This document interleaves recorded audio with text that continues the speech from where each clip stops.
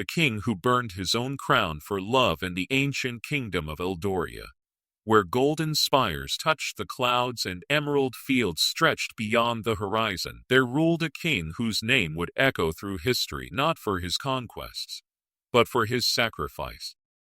King Aldrich III was a man of contradictions, powerful yet gentle, wealthy yet yearning for something gold could never buy.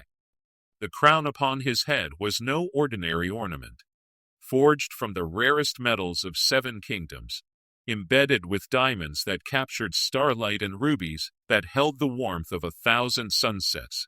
It was said to be worth more than entire cities. Legends whispered that whoever wore it would never know defeat in battle, never face betrayal, and never want for anything.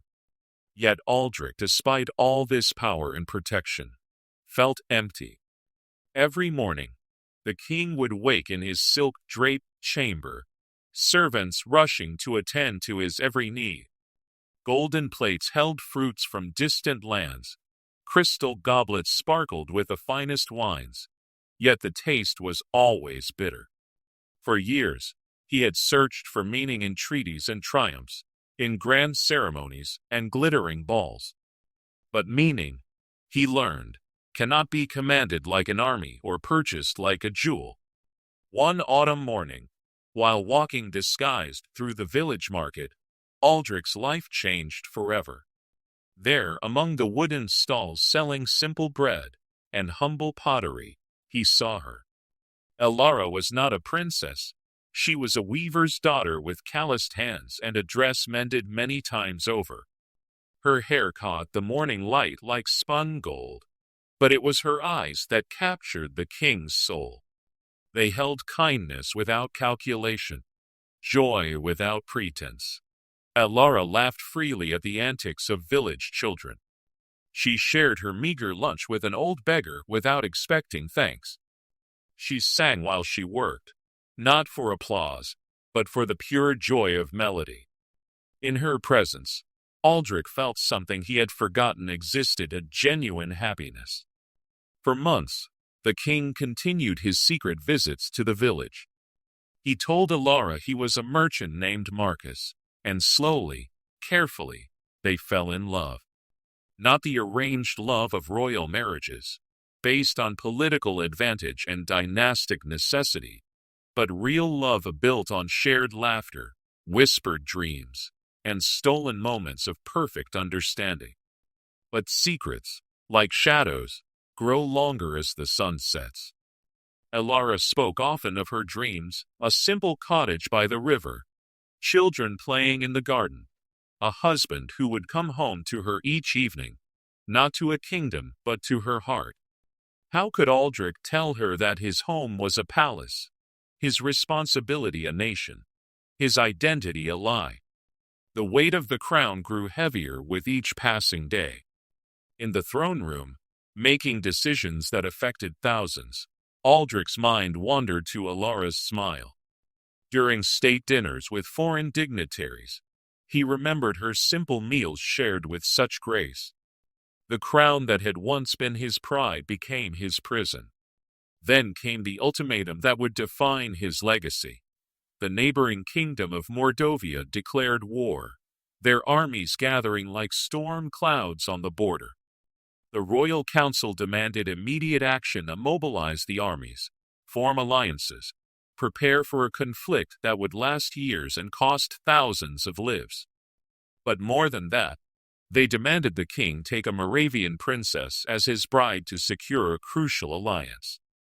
That night, alone in his chamber, Aldrich stared at his reflection in the mirror. The crown sat upon his brow like a golden cage.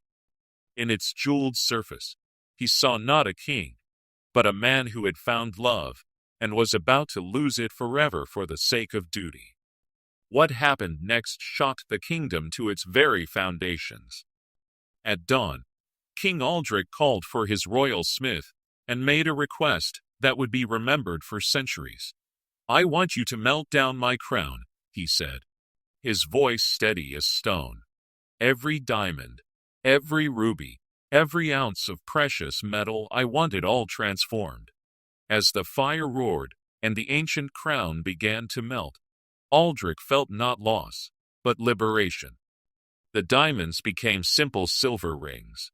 The gold became modest bracelets and necklaces. The rubies were cut small and set into pendants that would bring joy to common hearts rather than strike fear into enemy minds. When the work was done, Aldrich took the simple jewelry created from his crown and distributed it throughout his kingdom. To war widows who had never owned anything beautiful, to children whose eyes had never seen such sparkle, to elderly couples who had spent their lives serving others with no reward but tired hands and grateful hearts. Then, for the first time in his life, King Aldrich, now simply Aldrich, walked away from his throne. He found Alara in her garden, tending to her humble flowers, and told her the truth. Not about his royal birth, not about his former power, but about his love for her and his choice to build a life based on what truly mattered.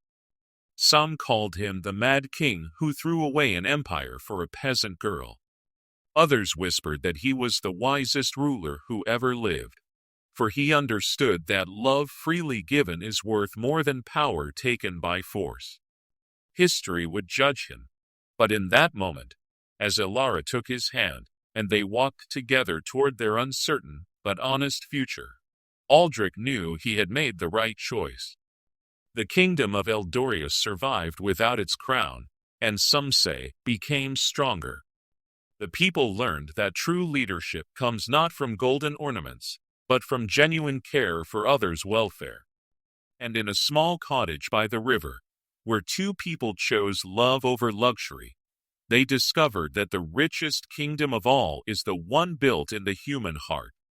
For what good is it to gain the whole world, if in the process you lose the very thing that makes you human? King Aldrich understood that some treasures are too precious to keep, and sometimes the greatest act of power is knowing when to give it all away. And they lived not happily ever after, for life is never that simple, but truly ever after, which, perhaps, is something far more valuable than happiness alone.